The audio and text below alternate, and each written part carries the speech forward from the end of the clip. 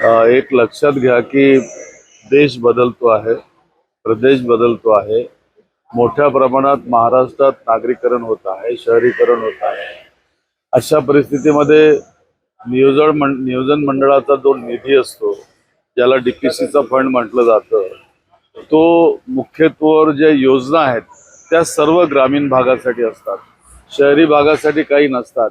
शहरी भागाचं नाव काढलं तर महानगरपालिकेकडे बोट दाखवलं जातं, परंतु राज्य सरकारच्या नगर विकास विभागाच्या अनेक योजना ज्या आहेत त्या त्याच्याशी संबंधित असतात।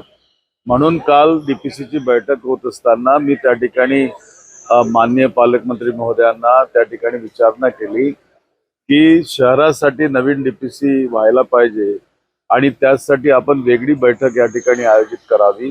कारण ग्रामीणच्या मुद्दे जेव्हा चर्चेला येतात, आमचा 2-2, 3-3 तास वेळ हा ग्रामीणच्या मुद्द्यांवर जातो, शहरांचे मुद्दे या ठिकाणी चर्चेला होत जात नाहीत।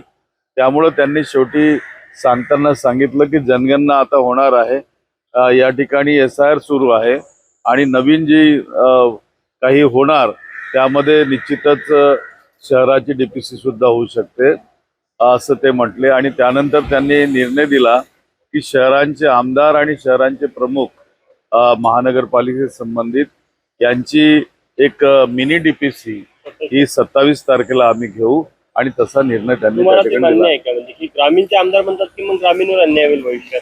नाही, याच्यात ग्रामीणवर अन्याय होण्याचं काही कारण नाही आहे, कारण ग्रामीणचा कोणताही निधी आम्ही मागून घेत नाही आहोत आणि त्यांच्याशी आमची कोणत्याही प्रकारची तक्रारही नाही आहे।